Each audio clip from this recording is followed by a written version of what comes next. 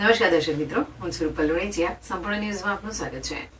પાલનપુર તાલુકાના જગાણા સ્થિત Eklavya model residential school ખાતે આજે સવારે 10:30 કલાકે ખેડૂતલક્ષી બેઠક યોજાઈ હોવાનું જણાવાયું હતું, પરંતુ હકીકતમાં એક પણ ખેડૂત હાજર ન રહેતા બેઠક સંપૂર્ણ રીતે ફિયાસ્કો સાબિત થઈ હતી.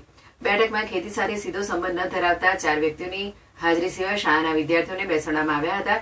વિદ્યાર્થીઓના નિયમિત અભ્યાસ સમય દરમિયાન તેમને બેઠકમાં બેસાડાતા શિક્ષણ કાર્ય ઠપ થયું હતું. પ્રશ્ન એ ઉભો થયો હતો કે શું ખેડૂતલક્ષી બેઠકમાં વિદ્યાર્થીઓને બેસાડવાથી પ્રાકૃતિક ખેતી કે પશુપાલન અંગેનો હેતુ સિદ્ધ થવાનો છે?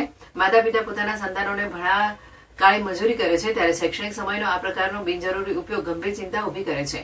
સરકારના નાણાં અને સમયનો આ રીતે વ્યય થવો તથા માત્ર હાજરી દર્શાવવા માટે વિદ્યાર્થીઓનો ઉપયોગ કરવો અત્યંત દુર્ભાગ્યપૂર્ણ છે.